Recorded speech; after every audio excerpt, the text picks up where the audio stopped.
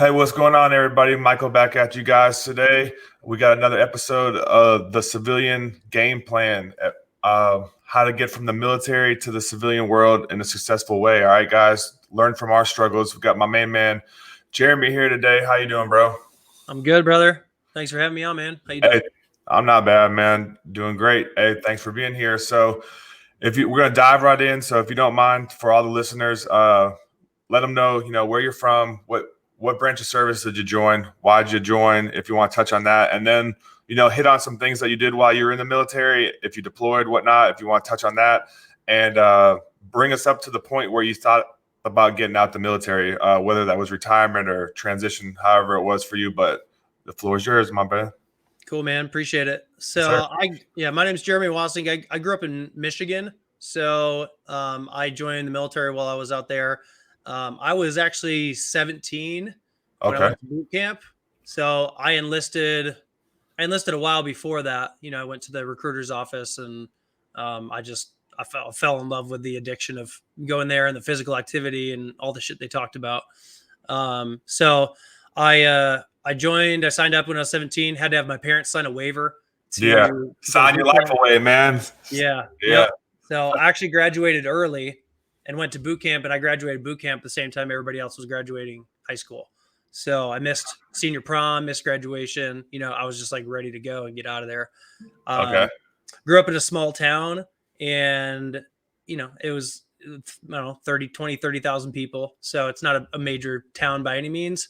And despite being pretty good in school, I think I was pretty smart. I was pretty advanced. I knew math really well. Like I could have done really well in college. It just never really appealed to me at all. And I had a couple buddies of mine that were looking at going into the military, and I kind of just followed their lead a little bit. Went to the recruiter's office and walked in the Marine Corps office because that's where they were going. So met the recruiter there. He was a gunny, and he was shooting the shit. He was shooting me straight, and I really liked what he was saying, and I just felt more at home. This was kind of my jam, right? So Yeah. and I just kept going. I mean, I would go there daily after school and just hang out and drink black coffee like the recruiter would. And then, other recruits, new people would come in, people that just got out of boot camp and say hi, and then some of the guys that came back from boot camp would take us out and they'd IT us, right? So we'd run and they'd, basically punish us as if we're in boot camp. And, yeah. So, I loved it. I loved the physicality of it. I just love the attitude. So I decided to go, and, I'm an only child. So my mom and my dad were, my dad was kind of cool with it. My mom, sad and, probably didn't want me to go at all. Yeah. So finally did, but, sorry, my wife was asked me if I wanted a sandwich. Yeah. Say take two, man. I need one too. Give me one too. Yeah. So, I told him I wanted to go, and I just kind of threw college out the window, and I decided to enlist and just kept going to the recruiter's office, and it was just waiting basically for my time to go. And so I had to have my parents sign a waiver. Went to boot camp in March. Turned 18 while I was at boot camp, and graduated basically the same time as everybody else out of high school, and went back home for 10 days, and then I had about a year of schooling. So it's kind of funny. So I went in with an open contract. Most people usually know what they're going to do or what their job is, right? Right. Yeah. I went in with an open contract because my two buddies that were trying to go to the Marine Corps, they were kind of idiots, right? So they only qualified for infantry with the ASVAB. Yeah. I actually scored like an 80, so I was quite a bit higher, but I wanted to go infantry. Like that's just what I knew at the time. Right. And there wasn't no spots open at that time when I was going to boot camp. So that's crazy. No spots for infantry. That's something crazy to actually even think of that. So you were on your full metal jacket pretty much all day. Pretty much, yeah. Gotcha. So that was what I wanted to do, and they said, you know what, go to boot camp. You'll come back, and then when you go to Marine Corps combat training, you just tell them, look, I want to be infantry. I was like, okay, fine. Like that sounds easy enough. And so, I'm 18, right? And then after you go to boot camp, you're like trained to just do what everybody says, right? When somebody tells you to do something, you just do it now, right? So I'm like trained how to do that. So I go to boot camp, go home, and then I go back to Marine Corps, Marine combat training, and tell the guy, I'm like, hey sir, whoever, sergeant, whoever he was, I want to be infantry. And he like looks at my ASVAB score and looks at the job that they assigned me to, and he's like, "You're a fucking idiot. Get out of my face." That was the end of it. I didn't do it. I was like, okay, sorry. Like that was it. And so that was the last time infantry ever came into the picture. So, oh man, that my whole idea that I've thought about for the last 2 years just evaporated like that when he told me that. I was like, okay, damn. I'm not supposed to be, sorry. And so they signed me as a crew chief on 53s or helicopters. Okay. So, which I'm grateful now because I wasn't running around the streets and running through all the hot desert and whatnot when I was overseas. For real. I transported a lot of those guys, but 53s, if you don't know, they're like the second largest helicopter in the world outside of a Russian one. So they're massive transport helicopters. And as a crew chief, you fly in them, you have your 2 pilots, and then you have me in the back who basically commands everything after the cockpit. And you have a door gun, you load cargo, and then you're a mechanic every moment you don't fly, right? So that's kind of what I got assigned. Okay, not bad. So I did 8 years of that. I did 4, I had 4 years as an open contract. And at the end of my first term, I had absolutely no idea what I was doing. It was like 22. And so I just re-enlisted and, went at it again. During my 8 years, I did 2 trips to Iraq, 1 to Afghanistan. And by year 6, I was like, all right, I'm ready to get out. I'm ready to do something different, but I had 2 more years. So I kind of had to just deal with it. And so I got out after, in 2012, after 8 years. And that's when I moved on from the military. What part of Iraq and Afghanistan? I was in TQ in Iraq for 13 and a half months, and then I was in Leatherneck in Afghanistan for a year. Dang. Yeah. You probably were there too. What's up? You're in the Army? Yeah. Yeah. Army. I feel bad for you guys. You always had those year-long tours. Bro, we had more than that, dude. Even before me, they have like crazier stories, and even like ours, we were supposed to do 15 months, we did 13 and a half months. But yeah, that we seen the same Marines come and go, dude, because you guys do 7 and 5. But some Marine units do longer tours though, right? Like some not usually. I mean, I guess they're maybe 9 months or something like that, maybe. Months. Yeah, they were mostly 7 months. So yeah, I always felt bad for Army. I'm like, dang, that sucks. Like literally almost double the time frame. They finally cut it on my third deployment. I went to Afghanistan again. It was like 7 or 8 months or something like that. It was a little bit shorter, but still long though, right? I mean, did you go to TQ and Leatherneck too? I was at Al Assad in Iraq, which is a big air base. And then in Afghanistan, we were in Kandahar, which is another fairly good sized air base. Haven't been to Al Assad, but I've been to Kandahar plenty of times. Yeah. So that was what about that? How'd you like that smell? Oh yeah. When as soon as you open, welcome to Kandahar, right? I was talking to somebody else about that, and they didn't know about it. And I said, man, what? I said, dude. Yeah. Well, and it had to have been Al Assad. Al Assad, was it Al Assad or Kandahar? I think it was Al Assad. Where they have a shit pond. No, that's Kandahar. That's what I'm talking about. The smell. Yeah, that's what I'm talking about. The poo pond, bro. That was literally across the flight line. Dirt road. No, it was across the dirt road from my where we slept. Oh, amazing! It wasn't up by the flight line. It was down by all where people stayed and where they. So you were waterfront, man. Yeah, it was pretty much. I had waterfront property. Waterfront, bro. That's why you probably did what you did when you got out. We'll get to that though, but yeah, no wonder, man. The Kandahar set us up for success, bro. They really trying to get us in the real estate game. That's good. I know. I couldn't believe it, man. I just didn't understand why this, like, literally they call it shit pond. It has like swim at your own risk, as if that's like an option to even swim in there. Right. Stupid. We got spoiled in Iraq because we were on Lake Habaniya at TQ, man. They had that. Remember, they had that big ass lake that was there. It just looked like it was an ocean, dude. It was like that's a lake. So, but yeah. I flew there. I think I flew all over those places. Those where I was stationed, but I flew all over different spots, dropping people off and picking stuff up. I can only imagine, dude. You stay busy over there. What did your plan look like when you? Okay, so you said you were ready at about 6 years to get out. Did you start improvising a plan at that point, or what did that look like? Yeah, so I was still young. I was in San Diego, right, which is a huge military town, but it's like Yeah. everyone's single. There's the beach, the weather's beautiful. There's tons to do, right? Okay. It's like it was the most toured city in America.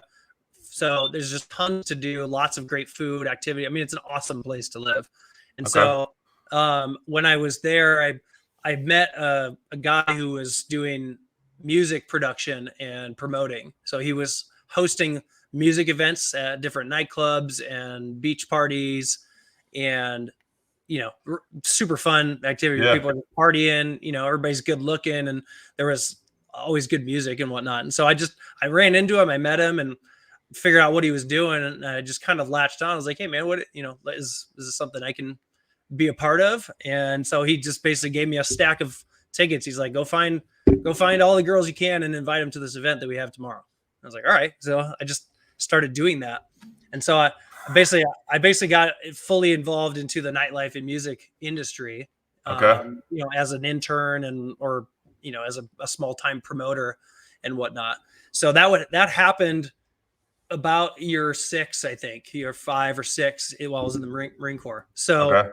that's when I started to find something else outside of Marine Corps that I was really attracted to. And so that's when I was like, all right, kind of ready to go. And as I realized is they're so polar opposite on everything, right? Like military Yeah. is about structure, early mornings, no partying. Well, I mean, the actual Yeah. military, Yeah. Yeah. right? No extracurricular partying, right? None of that. And then nightlife industry, which is like no structure, long late night All hours, night. Yeah. All lots of night. extracurricular activities, right? They did not mesh well, right? And I Yeah. started to realize I'm like, I'm going to get myself in a lot of trouble and this isn't going to work out. So I started to do both.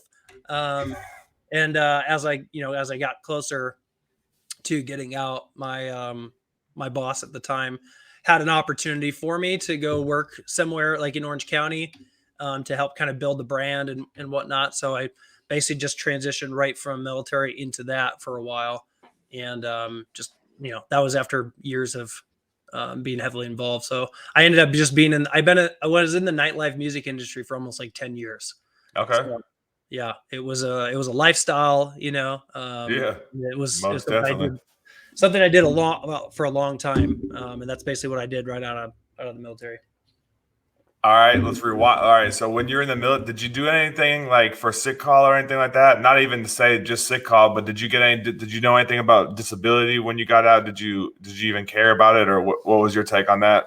Yeah, I wish they would have done a better job of that because I think they might have mentioned it on I forget what you call it when you're on the Like your outgoing classes, right? yeah, When yeah, you're getting set up for leave. But I didn't know anything about that at the time. They didn't talk about it.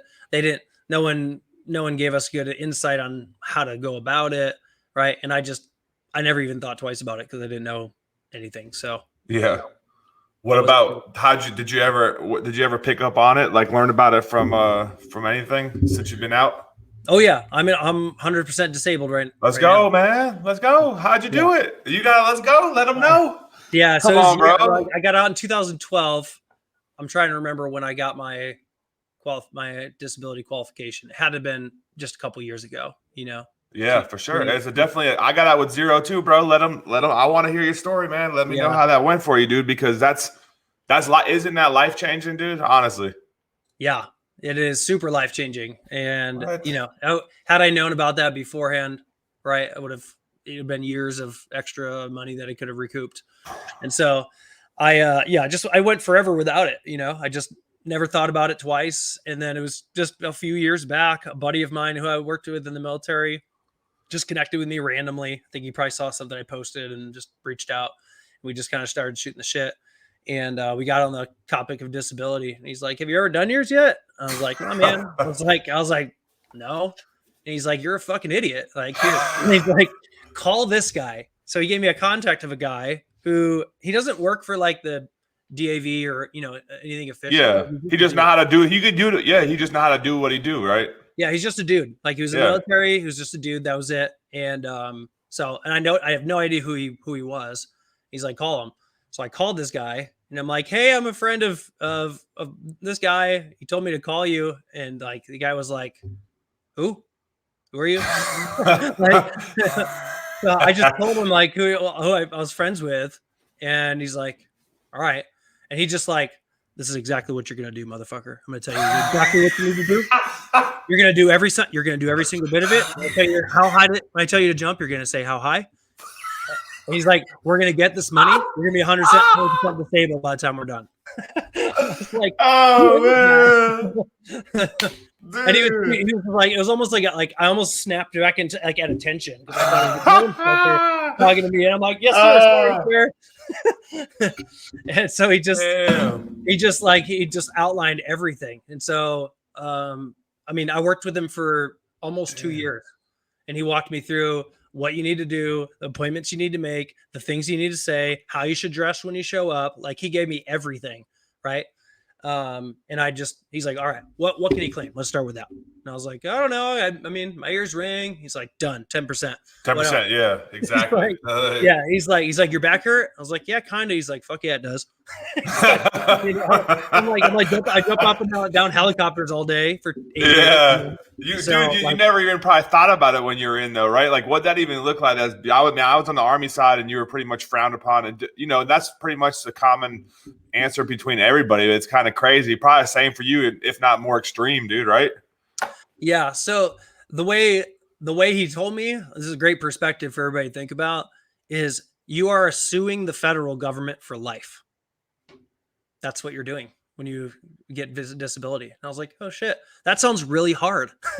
Like to sue the federal government for life. He's like, it's really fucking hard. Right. So that's how he approached it, man. And I connect with them every once in a while. He's like, all right, he gave me tasks to do. This is what you're going to talk about. And this, that, you're going to get appointments. And I literally just blindly followed him. I'm like, cool, whatever, maybe this will work. Yeah. And I had years of a couple years of appointments.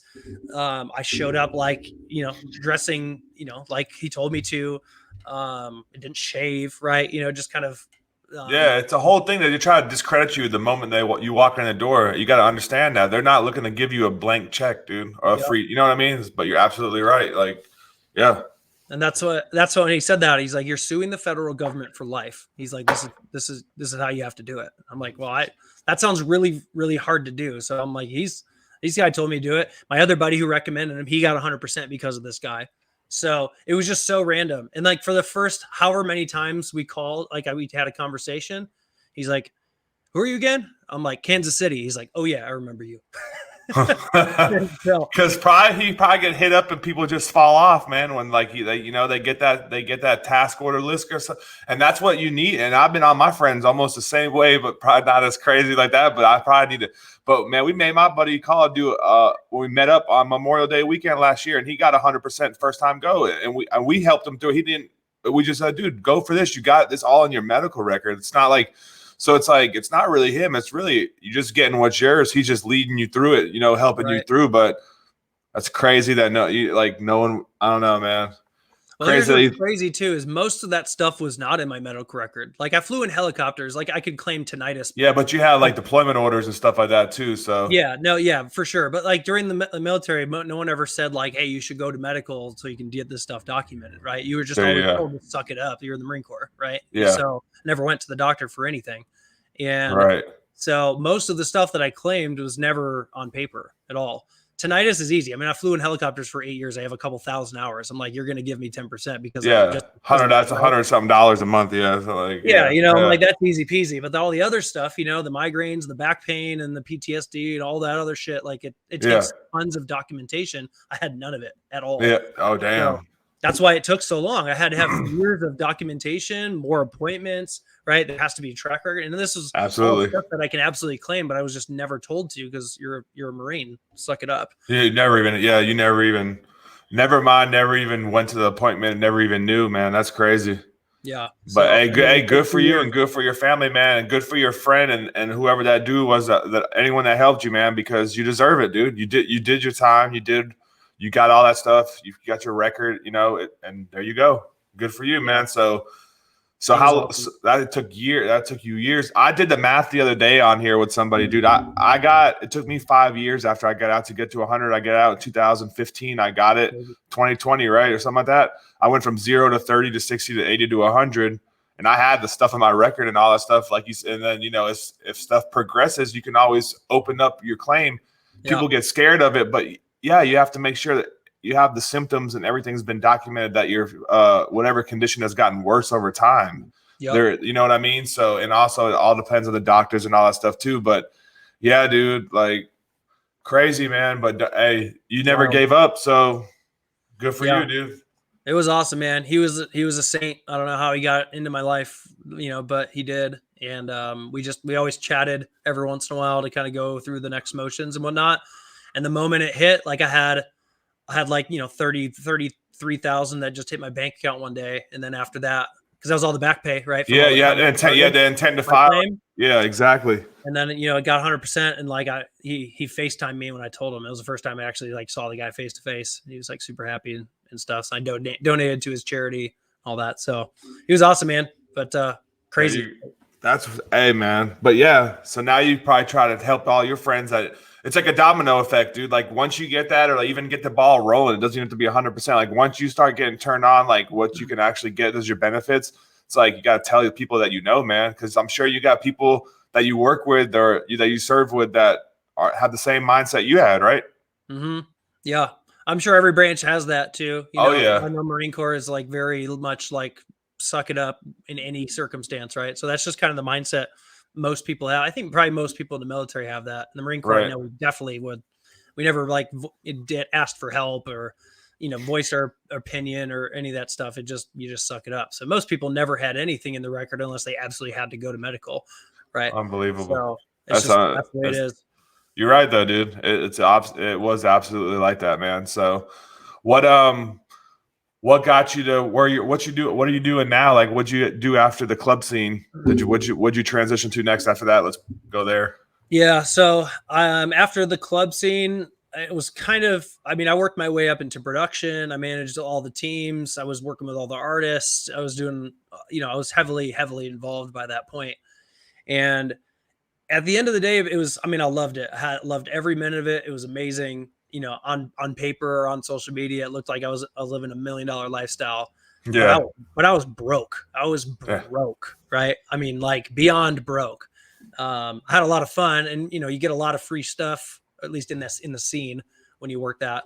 But you don't make a lot of money, right? So it was a lifestyle that eventually catches up. Right? You're working all night, all weekend, staying up super late, you're partying, and you're not making any money, right? So eventually that kind of dawns on you as you get older. And so I needed to kind of get out because it's tough, man. I got friends that are still involved in that scene. And I got hard to leave, man. But what was your aha moment on that, dude? Like what was your moment like, oh dude, I'm done. Like the same thing you had in the military. Like what was it like, yo, I gotta do it. I gotta cut sling load. Yeah, I was in Vegas one time on a Monday night because I didn't work normal hours. It was industry night out there. Yeah, so yeah, Monday, every industry night. Yeah. Yeah, we were partying and it was just like everybody. We just had like a rough night and everything got a little out of control and all that. And so, it was just I kind of woke up and I was like, hey man, no, this is not something I want to do forever, right? And I realized everyone around me, there's a lot of people that are older than me that were still doing it. And I was like, it's not something I can see myself doing long-term that's beneficial. Right. So just as age got older. Right. But I think there was that moment, that weekend or that day that I was like, I just want to do something better. Right. Something with more of a trajectory. Yeah. So kind of switched things around, transitioned at that point, and went into more of a traditional sales role because sales is kind of an easy transition from what I was doing. So I went into sales role. I worked at like a, I don't know if it was kind of like a call center place, just smiling and dialing, right? learning actual, learning the art of sales, man. Right. Yeah. Yeah. So, but I loved it. I loved the atmosphere. I loved the energy. I loved what I did. And I started getting good at that. And I saw a future. So got there and then I got tired of that place. It's a call center, it's a crappy company. And, it was kind of a starting point for most people. There was tons of transition. People are just in and out super fast. Right. It's not a long-term thing. Right. And so I was looking for something new at that point. And my buddy invited me over for a couple beers at his house. He was working at a real estate investing coaching company in a Okay. sales role. And I was just wanting something new. He's like, "Hey man, you should interview. You should check this place out." And so I submitted an application, interviewed with the branch manager, or the not branch manager. He was the sales floor manager, Australian dude, big dude, bald head, big beard, super Australian accent, super cool. And I just went in there. I'm like, all right, I know what they want me to say. They want me to say, I'm here to make a bunch of money. I'm here to make 100 grand a year, and I'm here to close deals. That is not what that company wanted to hear at all. Yeah. This is a company that actually taught people how to invest in real estate, whether they're brand new or they're super experienced. We're talking like big time investors nationwide. They were on TV shows. Like they were the bee's knees, right? These guys Yeah. were legit. And they were like, their mission was to actually help people achieve financial independence. Like that was their Okay. mission, that was their focus. And yes, they're making money and doing real estate, but like their focus was, how do we help people? So me coming in there, like, I'm going to close deals and I'm going to make a bunch of money. Like I was like, this ain't it. So he's like, he told me, he's like, because Derek's my buddy who introduced me. He's like, the Yeah. fact that you know Derek and you were this least prepared is kind of surprising. I thought Derek would give you a better insight into what we do here. I was like, Damn. dang, this is not going well at all. He's like, here's what I'm gonna do. I'm gonna talk with my sales managers. He had like, I don't know, 6 of them at the time. So there's like 30, 40 salespeople, and like they were in teams of 5 or 6. He's like, I'm gonna talk to my sales manager or my sales managers. What I'm gonna do is I might have you come back. I might have you come back and interview with all of us, and then we'll see how that goes. I was like, I'm gonna get a panel interview. Like, I thought it was just a sales job, I'm like, I got a panel interviewing me now. So he gave me some homework to do. So he made me watch like testimonial videos from the students that they were teaching, the live events that they did. They made me watch a lot of stuff, and I realized, I'm like, this is much bigger than sales, right? Much bigger. So I took awesome notes, which I was always good at. I took incredible notes. I did more homework than they told me to do, right? And so when I came in for that interview, there was literally 7 people. Hey, Jeremy, hold on. I'm going to cut you off, but like the last like 10 or so seconds, right before you said you came in for that interview, it cut off. I didn't want to miss it. I don't know. Oh, can you hear me now? Yeah, I got you. I got you loud and clear. I just lost you for like 5 or 7 seconds. It wasn't that long. So whatever you just said before the interview, it was like about coming back, I think. Okay, cool. You're good now? Yeah, I got you. Okay. So so I came back to the interview, and they made me do a bunch of homework and watch testimonial videos, right? They made me, do a lot of things to prepare for the next interview. And so when I came back, there was a room full of 7 people, the sales floor manager, and then these other 6 people. And it's like super intimidating. And I'm like, I thought it was a sales job, and I've got 7 people interviewing me. And so I gave them my notes, which were like much more extensive than they thought, or that they asked me to do. And they asked me tons of questions, round robin. Like I was super nervous. I'm in a suit, right? And they're all in like shorts and tank top or t-shirts, right? It sounds like the promotion board in the Army, dude. Like before, when you used to go for E5, and I don't know how it is in the Marines, but for E5 and E6 in the Army, you got to go in front of like a sergeant major and then a whole bunch of first sergeants, dude. Yeah. You guys do it differently. We didn't do that. You just kind of earned your way at some point, and then you got promoted. Interesting though, but go ahead, man. My bad. I know what you're talking about. So that's what it was, man. And I think I knocked it out of the park, and they hired me. And so that's when I really started taking off my sales career, because this was a bigger company. It got me into real estate investing. They taught me how to fix my credit. They dug me out of my financial hole. Like when I got there, I was in pieces financially, right? Okay. My credit was shit. I had a ton of debt. My credit cards were overextended, had no money, right? So I learned everything from them. I turned everything around, paid all my debt off, liquidated retirement accounts to do it, which, before then I would have thought that was crazy. But I did it, started fresh. It was the best decision I ever made, and started investing in real estate. And so I did that for 4 years, and then COVID kind of hit, and the company went upside down a little bit because they were doing so many live events, and that had to end. Like it just stopped. Right. So that was a huge part of their business. So, switched gears at that point, and that's when I got into mortgage. Buddy of mine I worked with was like, yeah, I'm thinking of becoming a loan officer. I'm like, what's that? Let me take a look. And that's what I did. And little did I know it was going to be kind of more building your business and your brand and taking the sales skill there. So I've been doing mortgage for the last 3-4 years now. That's kind of where I'm at. Nah, but how you liking that transition from the sales to the mortgage? It was pretty easy for you. Yeah, because I mean, it's still a lot of sales, right? Like I'm building a business, right? I'm building my brand. I got to network with agents and financial advisors and people that I know. Like I've got to drum up business, right? So I'm still selling and networking a lot, right? It's just a little bit different than calling people and trying to convert. It's more like building relationships and finding solutions for people. So that's a big portion of what it is. And then you got to learn all the mortgage stuff, which is like tons of technical knowledge. You got to learn guidelines. There's tons of pieces that you have to learn. And it's just, you kind of learn by trial and error, a lot of it. And so yeah, it's been awesome though. I love it. It's a career that I feel really good about. It's been doing excellent. And so that's where I see my future now. I think this is kind of where I was supposed to end up. It just kind of took me a few steps to get there. Did you ever use like your VA loan to make any purchases for homes or anything like that yourself?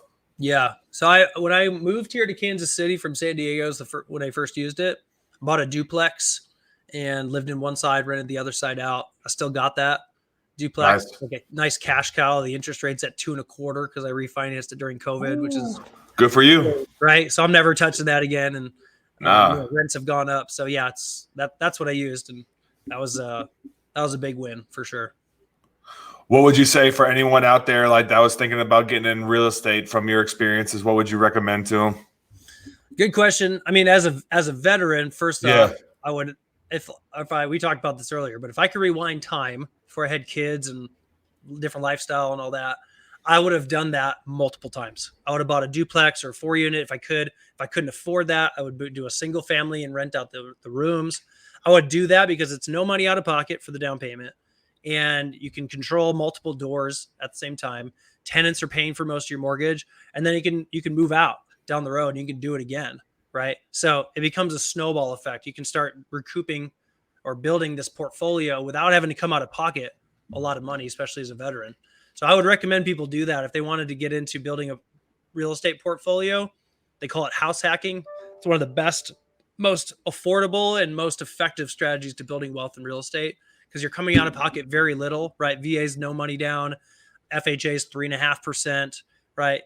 You could go in it with friends or colleagues, right, to start out and split the cost. That's what I would do because it's just very easy to build a portfolio if you can just bounce from one unit or one duplex to another. That's what I would do in a heartbeat for sure. Excuse me. Yeah, that's great advice, information because I mean it's always going to pay like all that. That's going to be there forever. Real estate's going to keep going up, man. And never if you look back at it, like pretty much all real estate over time, it's gone up, right, for the most part. So it always does. Real estate's created more wealth than any other industry right over time. And all the wealthy use it for their advantage. So it's like you gotta study what people do, and it's like real estate's one of the things that most people do. Well, you have four different ways that you can make money in real estate, right? You have appreciation, which always happens, like you said. House prices always go up, even if they dip, they come back up, right? As long as you hold them, right, they continue to go up. You build equity that way.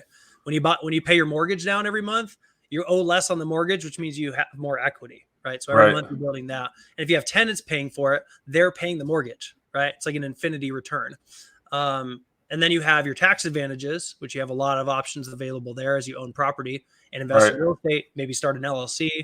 And then you have rental income, right? So you can rent them out and get cash flow on top of it. But then you have exit strategies, right? You can sell it. You can pull equity out and refinance it. You can Airbnb it, right? There's just unlimited possibilities. And the returns you get from when you combine all that are way more than 8 to 10% that you might get in the stock market. By way more. Oh yeah. Like conservatively 30% minimum. You're right. And you said like did Kansas City's like prices go up because of COVID too, or have they just been gradually going up because it's growing as a whole as a city? Everyone did, because the biggest issue that happened during COVID is that it eliminated all the inventory.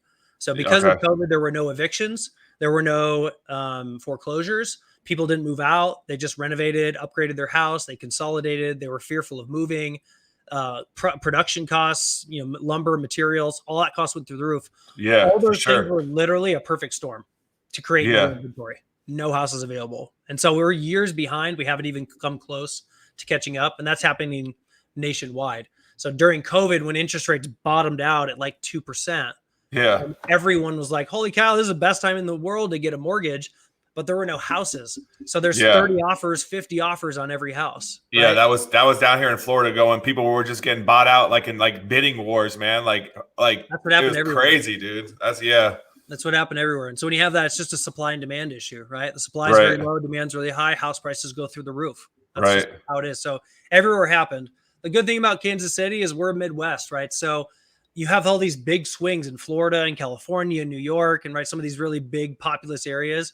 In the Midwest, it's like kind of steady Eddie. Of course, we had spikes and whatnot, but I mean, compared to California and Florida, I mean, it was not even close to what happened there, but it did, right? So out here, it's still definitely progressed. There's tons of competition, but like I told you earlier, you can find houses out here for 130, 140, 220, right? They're very common out here still. Right. So that makes great investment opportunities, which is why the Midwest is a great option to invest in real estate, because you don't have to come out of, you don't have to fork over your life to buy one house. Yeah, exactly. What did you think you were going to get into real estate and stuff like that when you're in the service, or is this something you sort of picked up as time's gone on? No, I never really thought about it, to be honest with you. Okay. Didn't really start getting into that until I got into more of sales, right? Because my mindset was just in different places. So it never crossed my mind that I would have gotten there. As I got more into sales and started transitioning my life, that's when I started to envision that. But in the military, no, not at all.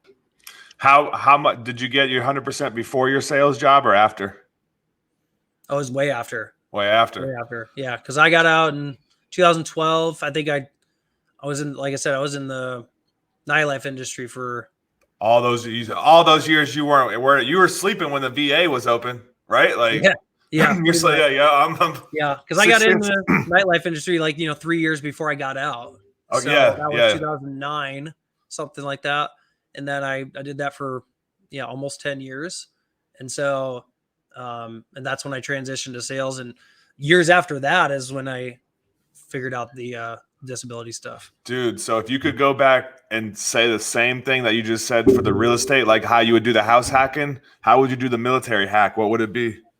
What would be the Marine hack that you could tell your old self? For disability? For anything, dude. Whatever. It could have been for school. If you would have used anything that you could tell yourself, right? If your old self or someone that's still in that might be going through the same thing that you went through. The biggest one would be the real estate. Just knowing what I know now and knowing my trajectory and what real estate can do. The house hacking would be number one thing I would have told myself. It's like, hey, as soon as you get out, buy a house or a duplex or something, you with your VA loan, and rinse and repeat every year or whatever you can do, right? Because I lived in the same house in San Diego with two guys for almost 10 years.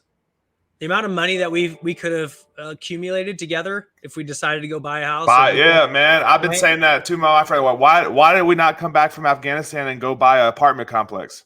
Right. You know what I'm saying? Like stuff like that. You can't do it yourself, get your buddies to do it. Right. What? If I could rewind time, that's what I've done. I would take those two guys. I'm like, look, we are paying out the ass every month to live here. Let's buy a house or a duplex and let's all live in the units together. Seriously. Right. So that would have been easily number one, is to house hack from the get-go and just do it as many times as you can before life gets in the way. That would be number one.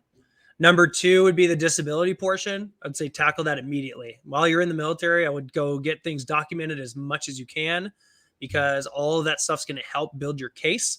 And then when you get out, I would focus heavily on doing that, because it takes a long time. But the amount of money I missed out on, years and years of 100% disability, right? That's tons of money, tens of thousands of dollars. More than that. I did the math for 5 years. It's like 5 years is $250,000. So yeah, I would have had at least $250,000, probably $500,000, right? From doing that. So yep, those would be the two biggest things I would say, is get your disability taken care of before you get out. That's when you should start, and house hack the moment you can. You can do that while you're in the military too, right? You can still use your VA loan. So start sooner on both of those. And most of those communities are great because you're always going to have people coming and going, man. So it's like you're always, if you find a soldier or get your house rented out to, you're never gonna have to worry I'm not getting paid. You know, Yep. so it's like, yeah, man. For I had a townhouse outside of Nashville when I was stationed at Fort Campbell, man, and and I don't have it no more, obviously, but it was like 114,000 or something like that, dude. That thing's worth like almost 300 now. It's like Yeah. Metro Nashville, dude. Imagine, the mortgage was like $700 a month. It could be probably be like rented out for like almost 3,000 a month there, Yeah. So Well, it's what's crazy too is like if you buy a house while you're in the military, anytime you get orders, because VA has to be a primary residence, right? right, But in general, you can't just like buy a house for a month and then move on, right? They're going to catch up to you at one point right, that you're not honoring the way the VA loan's supposed to work. But if you are active duty and you get orders somewhere, they can't tell you anything. Like I bought this house, for instance, like if I bought this house while I'm active duty in a VA loan, and a month later I get orders somewhere else, I can go buy another one. I can rent that one out. It's like it's right. order. You can't come at me with it. So you could build Exactly. a portfolio very quickly. The VA loan, there's no money out of pocket for the down payment. Like you could, the portfolio I would have if I knew that would be substantial, like substantial portfolio by now. Same, dude. Honestly, if you put it into perspective like that, dude, honestly, same thing, man. No PMI insurance too for the VA loan, so that's another great thing that people don't. I don't know if they recognize that or not. And then lower interest rate usually, but yeah, man. Overall, got to use that thing, dude. Yep. It's a gift that you get as a veteran or active duty member. Like it really is a gift. And when you refinance too, like if you just wanted to refinance the rate down the road, it's one of the easiest loans to do. You don't need any documentation. Basically Okay. call your loan officer and say, I want to refinance. And they say, cool, done. We'll get it done for you. That's it. Super easy. Too easy on that. Yeah. So it's an awesome deal.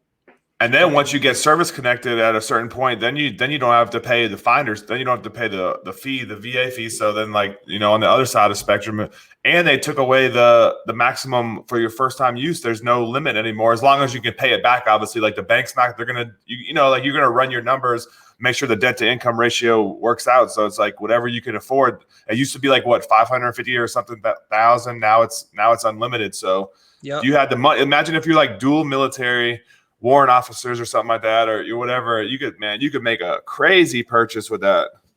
Yeah. Two VA loans, dual military. That would be, I don't know if you can you use two VA loans in conjunction with one another or no?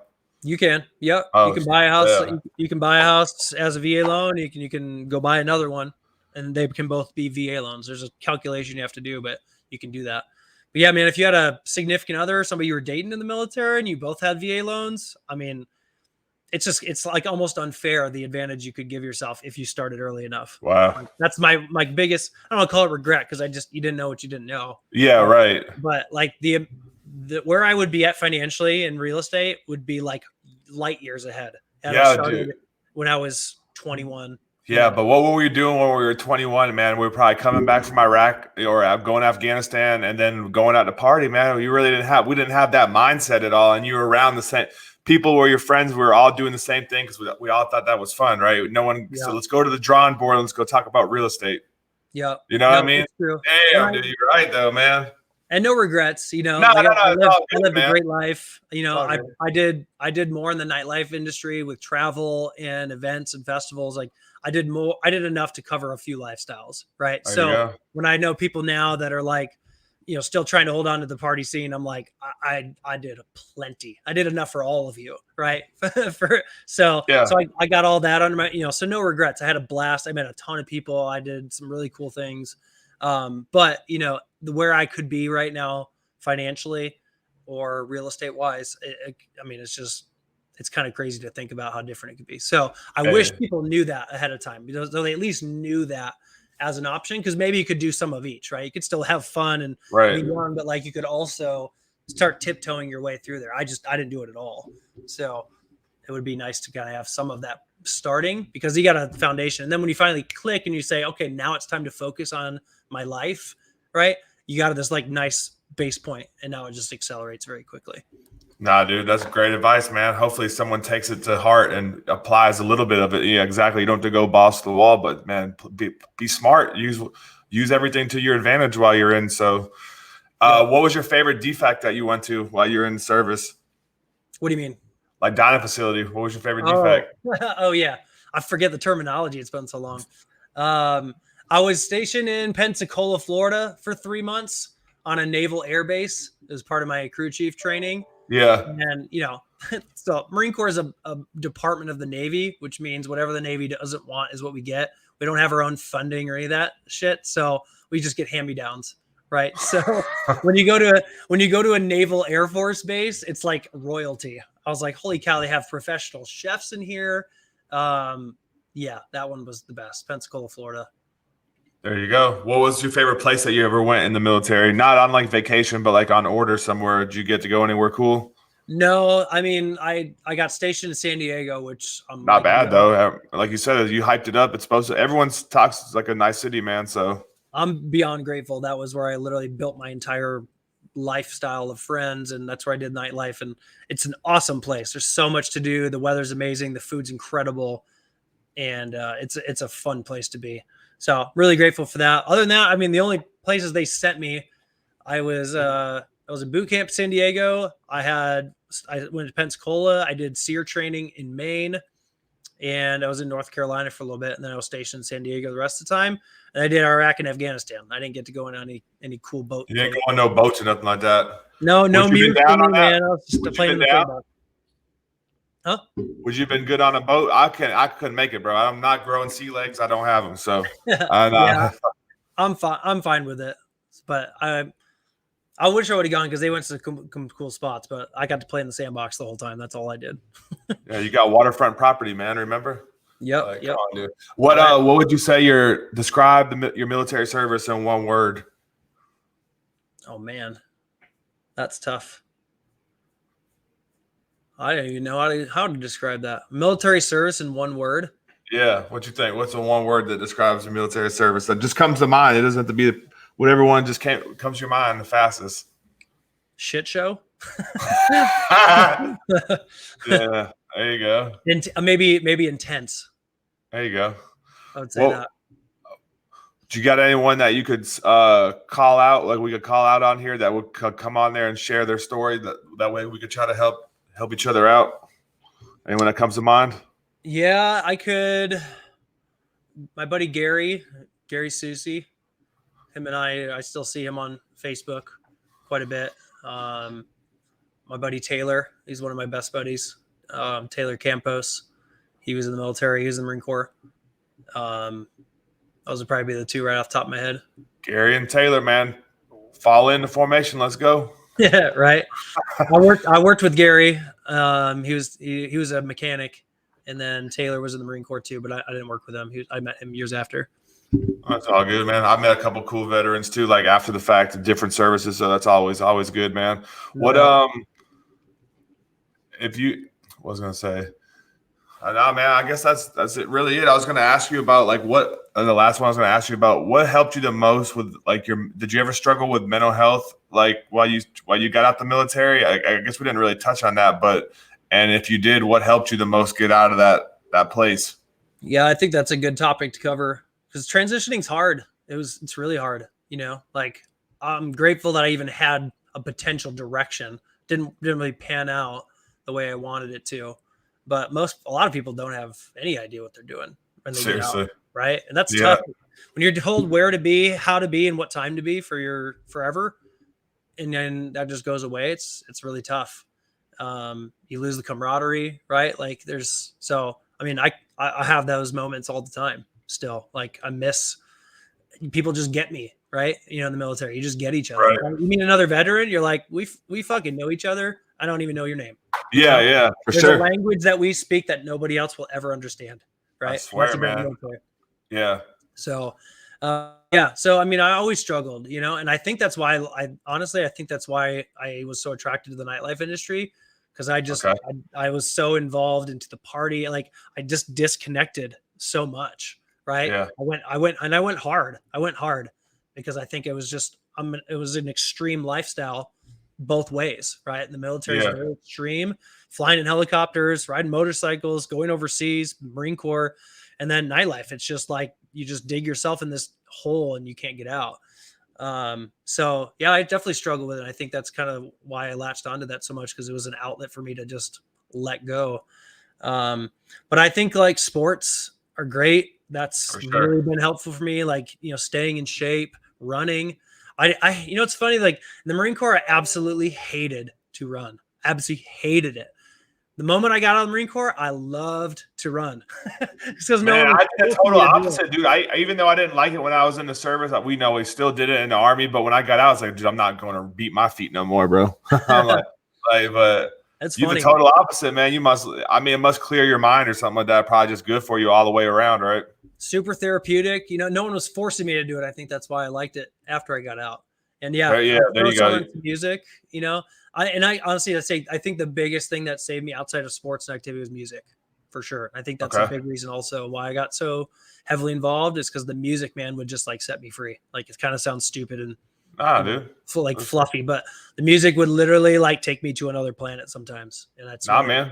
I'm what I sure other needed. people feel the same way that you did on that, dude. So when you left the nightlife industry, did it seem like a ticking time bomb went off because you were already in that extreme? Because I don't know if like well, then the sales thing was kind of extreme too, because like that's kind of like the panel and everything like that. So I guess you were like one extreme to the next, or was it all like this?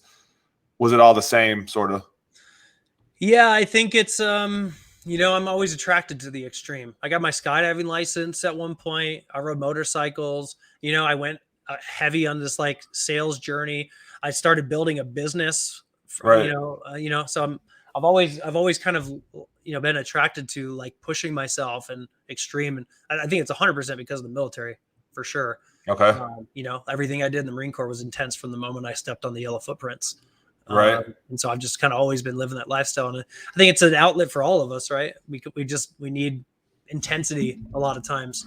Yeah. Most Out of definitely, our dude. comfort zone, right? You get very comfortable being in Iraq and Afghanistan. So that's why people will never understand unless you're a veteran or you've been in the military. Like you're just never going to understand what goes on up here, which is fucking scary. Yeah, no, it's good. Hey, Right? good. Hey, good points though, man. But yeah, so I mean, sports, music, outdoors, and just continue to be around people like that. That helped me a lot. It still does, for sure. I appreciate you sharing that. Hey, if someone wants to like find you, do you want to like plug yourself in? Do you want so they can find you on the real estate, on the mortgage side of things, or you want to say anything on that? Yeah, so I'm with USA Mortgage, so I'm a mortgage advisor. My Instagram's Lender Jeremy. My Facebook, you can just add Jeremy Wasink. I have a Facebook page also, a business page. That's Lender Jeremy. Yeah, you can hit me up on social media. That's usually best avenue, Facebook or Instagram. And so if anybody has any questions on any of that stuff or real estate, mortgage, or just life in general, man, I always love to connect with other veterans. All right, for sure. What you got working on now? What's brewing for you? Right now, I mean, mortgage is my baby right now. So I've been doing these like biweekly realtor mastermind events since realtors Okay. are a big portion of my business. So I've been hosting some of these big, super successful real estate agents and just tapping into their minds of what they're doing to counteract the marketplace right now because everybody knows it's crazy out there. Yeah. So that's been a big push for me doing that. And then I've been exploring a few different investing vehicles, right? I've been looking at some businesses. I kind of steered away from like stocks and whatnot for now, but more real estate and some business aspects. So those are kind of just the big things. And then, I got my family as well. So those are my big focuses right now. All right, for sure, man. You want to say anything else before we close it out for the day?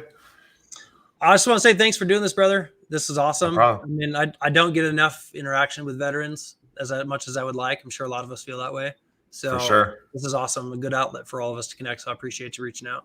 Hey, no problem, man. Appreciate you stopping by, being so vulnerable, sharing your expertise, and I look forward to connecting with you in the future, bro.